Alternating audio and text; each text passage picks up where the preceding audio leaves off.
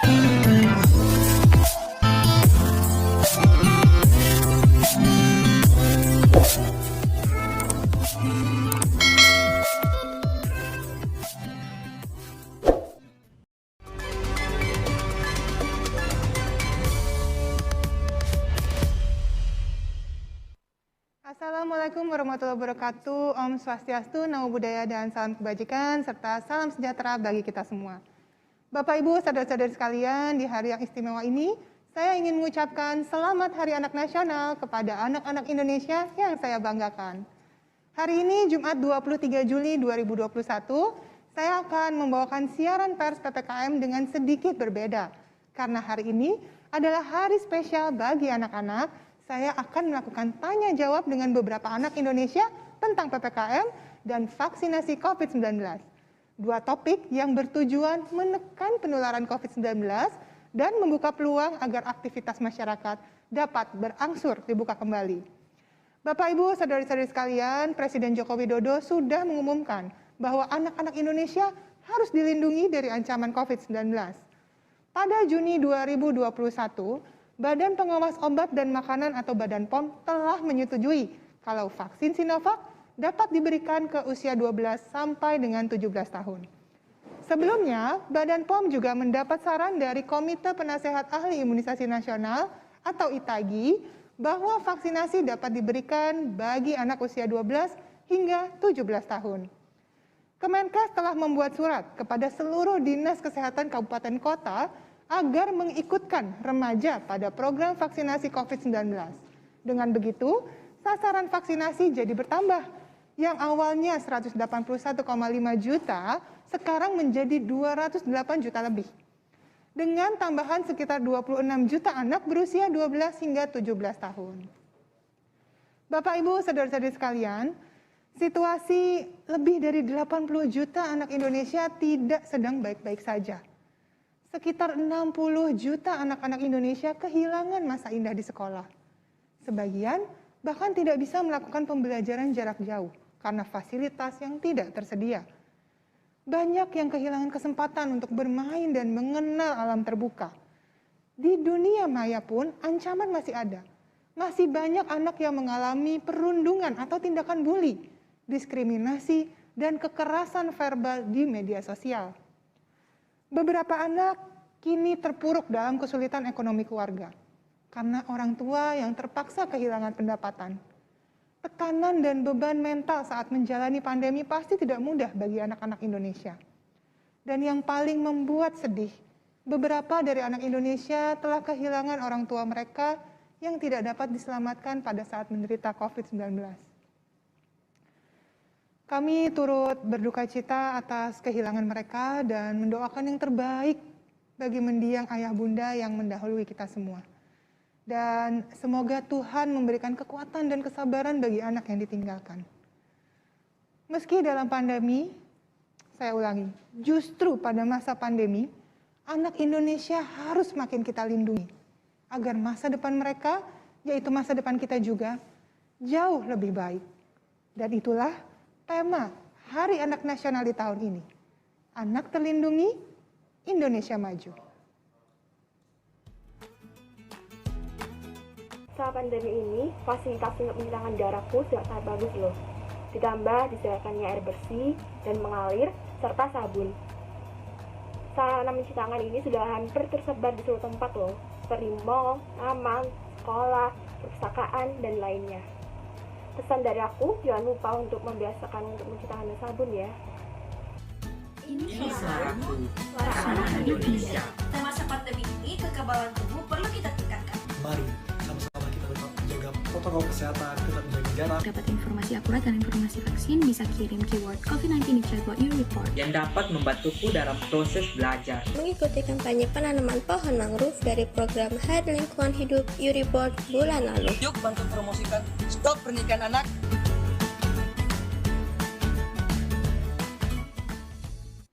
Bapak, Ibu, saudara-saudari, anak-anak Indonesia sekalian, langsung saja yuk kita ke sesi tanya jawab kita yang pertama. Pertanyaan pertama datang dari Viola Maulida, 16 tahun dari Banten. Yuk kita dengarkan bersama. Nama saya Faila Maulida, saya anggota Mitra Muda UNICEF dari Tangerang Selatan, Banten. Saya ingin bertanya, menimbang maraknya kasus sekarang, mengapa lockdown tetap tidak dilaksanakan? Apakah PPKM akan tetap efektif padahal masih banyak orang yang tidak menaati? Terima kasih. Wah, halo Devayola. Ini pertanyaannya cerdas banget deh. Pasti pinter banget nih Devayola nih, dan semangat sekali untuk cari tahu. Nah, kalau makna lockdown yang dimaksudkan oleh Devayola adalah menutup total kegiatan masyarakat di satu wilayah, wah, maka memang tidak pernah direkomendasikan oleh Organisasi Kesehatan Dunia atau WHO. Dalam panduannya yang terjemahan bebasnya adalah pedoman pembatasan kegiatan sosial untuk menjaga kesehatan masyarakat yang dikeluarkan 14 Juni 2021, WHO menyatakan bahwa lockdown bukan satu-satunya jawaban untuk menghentikan penularan COVID-19. Nah, tindakan yang harus diambil itu harus beragam. Ada yang dilakukan oleh pemerintah, ada juga yang bagiannya kita, anggota masyarakat yang harus berperan. Nah, Menteri Kesehatan kita, Bapak Budi Gunadi Sadikin, sejak 30 Juni 2021 sudah memutuskan acuan bagi pemerintah pusat, pemerintah daerah provinsi, dan pemerintah daerah kabupaten kota agar dalam memutuskan kebijakan, upaya kesehatan masyarakat dan pembatasan sosial memperhatikan indikator penyesuaian upaya kesehatan masyarakat dan pembatasan sosial. Nah, apa sih indikatornya atau apa sih rambu-rambu pembatasan atau sinyal nih kalau relaksasi atau pelonggaran bisa dilakukan? Nah, yang pokok adalah kasus konfirmasi atau penambahan kasus hariannya harus bisa diturunkan. Kapasitas rumah sakit harus bisa untuk merawat pasien dengan gejala berat meskipun jumlahnya bertambah. Dan angka kematian karena COVID-19 harus ditekan sampai serendah mungkin. Dan yang sudah dikenal lama sejak pandemi dimulai adalah penguatan 3T. Apa sih itu? Nah, testing atau menguji seseorang itu positif atau negatif terhadap COVID-19. Kenapa harus dites sih? Ya supaya cepat dirawat dan disembuhkan dan jangan sampai menulari orang lain lagi. Tidak semua orang loh kesehatannya prima. Ada yang misalnya orang tua lanjut usia sudah punya penyakit menahun. Kalau tanpa sengaja tertular oleh orang yang bawa virus kan kasihan, bisa fatal nanti akibatnya. Nah, T yang kedua adalah tracing atau melacak siapa saja sih yang dekat dengan pasien yang baru saja nih diketahui positif COVID-19. Supaya kita tahu siapa saja yang tertular dan siapa yang tidak. Untuk apa? Nah ini, yang ketiga, treatment atau perawatan. Bagi mereka yang ketahuan positif dari tracing tadi, segera dilakukan pemeriksaan untuk memutuskan apakah disarankan dia menjalani isolasi mandiri atau dirujuk ke isolasi terpusat punya pemerintah, atau bagi yang punya penyakit penyerta atau gejala yang berbahaya, segera dirujuk ke rumah sakit rujukan agar mendapatkan perawatan secara intensif. Nah, sekarang kita sudah punya hampir 1.000 rumah sakit rujukan COVID-19 loh di seluruh Indonesia. Dan tempat tidur untuk pasien COVID-19 di Indonesia sekarang sudah hampir 125.000. Nah, semoga ya upaya pemerintah ini makin membuat pasien sembuh makin banyak. Dan hari ini kasus sembuh kita ada di angka 38.988. Naik nih dari kemarin yang berjumlah 36.370. Kita doakan yuk, semoga makin banyak lagi yang lekas sembuhnya. Nah, bagian dari kita nih yang tetap produktif di rumah saja. Kurangi jalan-jalan keluar, sabar sedikit, agar tidak membuat diri kita sendiri jadi sakit atau membuat keluarga jadi sakit. Kalau kata Google, di tanggal 18 Juli 2021, menyatakan bahwa PPKM darurat berhasil menurunkan kegiatan rekreasi dan wisata. Sekitar sepertiga nih dari sebelum masa PPKM. Artinya banyak loh teman, tetangga kita yang patuh, tetap kerja, sekolah, dan ibadah di rumah aja. Semakin sedikit yang keluar rumah, maka semakin kecil kemungkinan virus corona ini ditularkan dari satu manusia ke manusia lainnya. Tapi ya sayang ya, memang masih ada aja sih yang belum taat. Satgas Penanganan COVID-19 baru saja melaporkan kalau ada 11% di antara masyarakat yang masih berkerumun. Artinya, 1 di antara 10 orang masih ada nih yang nggak kompak. Padahal, cara mengakhiri pandemi itu harus bareng-bareng, harus dengan usaha bersama. Nah, sedih ya. Padahal kan saya yakin Viola dan kawan-kawan sudah patuh dan disiplin ya. Ya, jadi yang kayak gini-gini tadi jangan dicontoh. Kita teruskan kebiasaan yang baik-baik saja ya Viola ya. Karena kebaikan kan juga bisa menular ya. Yuk, bisa yuk. Terima kasih Viola. Oke, kita lanjut ke pertanyaan berikutnya ya. Ini ada Sri Luciana Lumban Tobing, 17 tahun di Sumatera Utara. Sri Luciana Lumban Tobing, peserta Konferensi Kebaikan Indonesia yang diselenggarakan oleh UNICEF dan Kementerian Pemberdayaan Perempuan dan Perlindungan Anak. Pertanyaan saya adalah, apakah vaksin yang diberikan untuk umur 12-17 tahun, reaksinya dalam tubuh kita itu sama dengan vaksin yang diberikan untuk umur 18 tahun ke atas? Demikian pertanyaan saya, terima kasih. Ya, Luciana, hebat nih pertanyaannya. Nah, sebelum saya jawab atau jelaskan, saya mau ajak kita tonton dulu yuk video animasi berikut. Vaksin COVID-19 yang beredar di Indonesia telah mendapat izin Badan POM untuk memastikan bahwa vaksin tersebut memenuhi standar kualitas dan keamanan. Ketika vaksin COVID-19 disuntikan ke dalam tubuh manusia, vaksin memperkuat sistem imun dengan membentuk suatu memori untuk melawan virus yang menyebabkan COVID-19. Jika orang yang telah divaksin terpapar virus COVID-19, maka sistem imun akan mengenali virus dan merespons lebih cepat dengan menetralkan virus yang masuk ke dalam tubuh. Dengan vaksin, tubuh akan memiliki perlindungan lebih agar tidak jatuh sakit atau menderita sakit yang parah akibat virus COVID-19. Untuk mengetahui informasi seputar vaksinasi COVID-19 dan melaporkan mengenai efek samping pasca vaksinasi, hubungi kontak hotline vaksinasi Kementerian Kesehatan di nomor 119 extension 9. Ayo, sukseskan vaksinasi dan disiplin protokol kesehatan. Lindungi diri, lindungi negeri. Nah, Luciana tadi sudah menyimak kan ya, bahwa vaksin ini akan bekerja membantu kekebalan tubuh kita mengenali virus jahat. Lalu, dia pertahankan tubuh kita dari serangan virus jahat tersebut. Karena vaksin itu baik dan virus itu jahat, yang baik akan menang dong. Dan cara kerja vaksin sama ya, baik di tubuh orang dewasa, ataupun di tubuh anak remaja, atau bahkan di anak-anak. Nah, Luciana, hasil uji klinis terhadap ratusan anak vaksin CoronaVac ini yang diproduksi Sinovac, itu ditemukan aman dan bermanfaat untuk melindungi anak-anak dari COVID-19. Laporan ilmiah ini diterbitkan oleh beberapa peneliti ahli yang ada di jurnal bergengsi nih, yang namanya The Lancet pada bulan Juni 2021.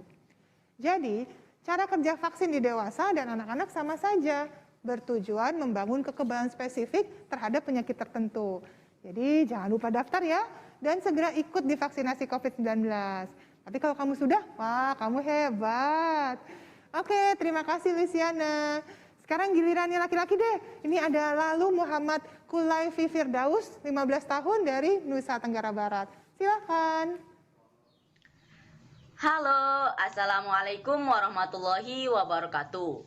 Perkenalkan, nama saya Lalu Muhammad Kulaifi Firdaus, anggota Mitra Muda UNICEF dari Provinsi Nusa Tenggara Barat. Pertanyaan saya, seberapa tingkat efektivitas vaksin COVID-19 terhadap anak remaja di bawah 18 tahun. Terima kasih. Wassalamualaikum warahmatullahi wabarakatuh. Waalaikumsalam. Wah, mirip nih pertanyaannya sama dokter-dokter nih, Muhammad nih. Moga-moga gedenya nanti bisa jadi dokter juga ya. Lalu, efektivitas memang akan terlihat apabila vaksin ini sudah disuntikan ke 26,7 juta anak dan remaja. Makanya, lalu harus ajak nih teman-temannya, semua kawan-kawannya untuk divaksin saat gilirannya tiba. Nah, contohnya, efektivitas vaksin Sinovac yang diberikan kepada nakes di Indonesia itu baru diketahui di bulan Mei 2021. Beberapa bulan setelah suntikan pertama ke nakes diberikan di 13 Januari 2021, waktu itu bersamaan dengan Pak Presiden. Hasilnya, vaksin efektif mencegah COVID-19, efektif mencegah perawatan di rumah sakit, dan efektif mencegah kematian karena COVID-19. Masing-masing dengan tingkat efektivitas lebih dari 90%. Vaksin AstraZeneca juga sama. Jadi ada peneliti Inggris yang menyatakan bahwa vaksin tersebut itu efektif melindungi dari sakit berat dan kematian karena COVID-19, termasuk dari ancaman varian Delta. Nah, tambahan info nih buat Lalu. Yang sudah diketahui adalah bahwa pada masa uji klinis di penelitian vaksin Sinovac pada anak yang tadi sudah saya sebutkan saat menjawab pertanyaan dari Luciana tadi ya, perkembangan antibodi akibat imunisasi atau istilah kedokterannya serokonversi gitu ya, itu tinggi sekali loh. Ini saya punya pesan dari teman lalu nih di Surabaya, Hesti namanya. Yuk kita dengarkan bersama. Setelah pandemi ini, keluarga aku tidak hanya minum vitamin, namun juga mengikuti vaksinasi agar dapat mencapai herd immunity loh. Efek samping yang dirasakan oleh keluargaku hanya sekitar 2 hari. Keluargaku memutuskan divaksin agar aku dapat terlindungi. Nah, jadi lalu Muhammad segera divaksin ya, dan pastikan keluarganya juga sudah divaksin juga. Terima kasih lalu. Oke, pertanyaan selanjutnya ini datang dari Belinda Fedrika, 15 tahun di Jakarta. Halo, perkenalkan nama saya Belinda Fedrika, berasal dari SMAK Ketapang 1 Jakarta. Jadi saya ingin bertanya, apakah ada vaksin ketiga bagi orang yang sudah 2 kali vaksin? Terima kasih. Selamat sore Belinda, ini namanya bagus deh. Terima kasih ya atas pertanyaannya. Kita lihat sama-sama dulu yuk grafis yang berikut ini. Dari angka-angka yang terpampang di setiap barisnya, Belinda bisa lihat bahwa kita masih perlu memfokuskan untuk mengejar target. Memvaksinasi orang-orang yang sudah kita masukkan ke dalam kategori kelompok sasaran. Nih, lihat. Masih 80% nih kakek nenek atau kaum lanjut usia yang belum divaksin. 80% dari 21,5 juta itu banyak loh. Artinya masih 17 juta lebih nih orang tua kita yang belum divaksin. Masih ada ratusan juta yang belum divaksin juga. Lalu para penyandang disabilitas. Mereka yang tinggal di keluarga kurang sejahtera atau di kawasan terpencil yang kita kategorikan sebagai masyarakat rentan. Plus masyarakat umum lainnya dan kawan sebayanya Belinda, remaja Indonesia yang usianya 12-17 tahun. Baru 2,25% yang divaksin per kemarin, 22 Juli 2021 jam 18 waktu Indonesia Barat. Artinya, kita harus kejar dulu yang belum divaksin. Memastikan vaksin dinikmati dengan merata oleh semua rakyat Indonesia. Sebelum kita bicarakan suntikan ketiga atau yang biasa disebut sebagai booster. Jadi, kekebalan kelompok dulu yang kita kejar untuk melindungi sesama sebelum bicara suntikan tambahan. Nah, lalu kenapa ya tenaga kesehatan kita mendapatkan suntikan ketiga?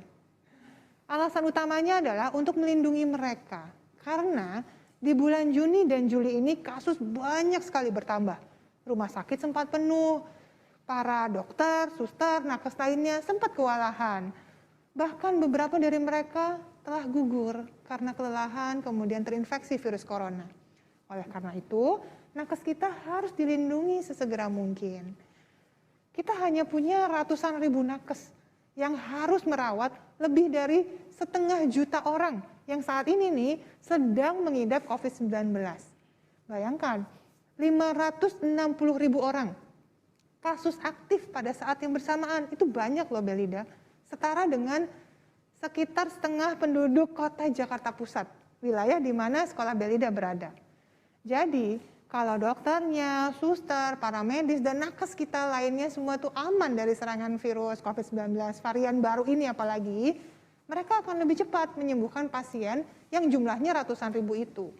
Dan akhirnya, banyak nyawa termasuk nyawa mereka sendiri itu bisa diselamatkan. Jadi ya, yuk kita sukseskan dulu yuk. Vaksinasi untuk kelompok yang diprioritaskan, termasuk untuk remaja seperti Belinda. Ajak ya teman-temannya untuk divaksin. Dan ternyata Belinda juga ngajak temannya ya untuk tanya. Boleh deh, ini pertanyaan terakhir nih dari Rezon Reynaldo Ricci, 15 tahun yang sama-sama ada di Jakarta Pusat. Nama saya Rezon dari SMAK Ketapang 1 Jakarta. Saya ingin bertanya, dengan kondisi COVID di Indonesia sekarang ini, apa saja yang bisa kita lakukan sebagai pelajar agar keadaan bisa lebih baik? Wah, keren nih. Senang deh saya dengar pertanyaan dari anak muda Indonesia yang fokusnya bagaimana ya bisa ikut berpartisipasi dan mencari solusi. Wah, Terima kasih ya Rezon atas pertanyaan yang hebat. Kalau gitu, Dr. Esa juga punya 3T nih untuk jawab pertanyaan Rezon. T yang pertama, tetap giat belajar. Meskipun belajarnya daring, sekolahnya online. Nah, Rezon tahu nggak? Kalau Isaac Newton itu memulai pemikiran tentang hukum gravitasi saat dia belajar di rumah. Dipulangkan nih dia dari kampusnya di Cambridge, Inggris. Karena waktu itu ada wabah besar di London tahun 1665. Kemudian ada lagi proklamator kita, presiden pertama kita, Bung Karno. Nah, pada masa pandemi flu Spanyol yang terjadi di tahun 1918, rajin menulis dia untuk koran Utusan Hindia. Jadi ini bukan pertama kalinya kan, belajar dan produktif dari rumah bisa dilakukan. Terus yang kedua, taati peraturan PPKM dan protokol kesehatan lainnya. Pakai masker dengan baik dan benar, menjaga jarak aman dan jauh dari orang saat berada di luar rumah. Dan cuci tangan sesering mungkin sampai bersih dari kuman. Atau praktekkan deh semua cara pencegahan COVID-19. Ikuti semua langkah yang disebut sebagai protokol kesehatan baik di dalam rumah maupun nanti di luar rumah. Dengerin yuk kata adik kita Obama ini. Kalau aku pakai masker, nanti nenek terkena COVID-19. Karena aku sayang sekali dengan nenek. Nenek tidak boleh sakit, makanya aku pakai masker.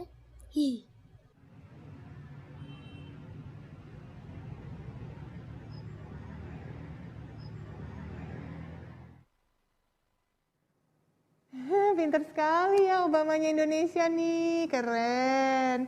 Selain karena kata Obama, kita harus jaga nenek atau anggota keluarga lainnya supaya tidak sakit tertular COVID-19, Rezon juga bisa perhatikan grafis yang berikut ini.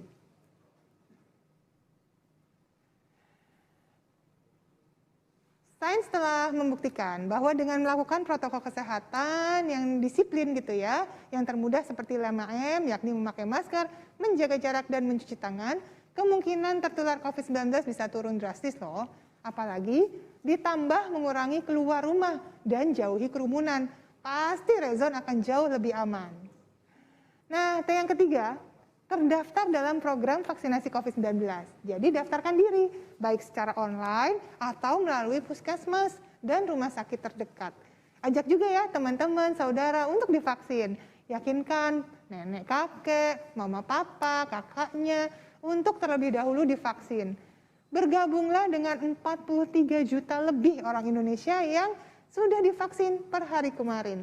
Jadi jangan ketinggalan tren sehat ini. Seperti yang saya sudah bilang tadi ke Luciana dan juga lalu, vaksin itu aman, bermutu, dan berkhasiat. Dan sudah disetujui oleh WHO dan Badan POM. Jadi tunggu apa lagi? Daftarkan diri segera ya. Selamat divaksin Rezon dan tetap disiplin protokol kesehatannya ya. Oh ya, jangan lupa juga pastikan Rezon, adik-adik dan teman-teman kecil lainnya juga tetap nih untuk ikut imunisasi dasar rutin yang lengkap ya. Karena mereka juga harus tetap kebal terhadap berbagai penyakit lainnya yang masih ada. Namun bisa dicegah dengan imunisasi seperti anjuran Presiden berikut ini. Bapak, Ibu, Saudara-saudara, saat ini semua wajib pakai masker. Kita pasti bisa menghadapi pandemi ini, Indonesia pasti bisa. Bapak, Ibu, Saudara-saudara, saat ini semua wajib pakai masker. Kita pasti bisa menghadapi pandemi ini, Indonesia pasti bisa. Ya, jadi tetap ya protokol kesehatan dan vaksinasi lengkap itu yang disarankan. Bapak, Ibu, saudara-saudari dan anak Indonesia yang saya banggakan, anak Indonesia terbukti cerdas dan banyak ingin tahu ya, dan mau ikut berperan loh dalam penanganan COVID-19. Di Hari Anak Nasional 2021 ini kita belajar makna sebenarnya dari moto HAN tahun ini. Anak Indonesia terlindungi, Indonesia maju. Sekali lagi selamat Hari Anak Nasional, terima kasih dan wassalamualaikum warahmatullahi wabarakatuh. Om Santi Santi Om.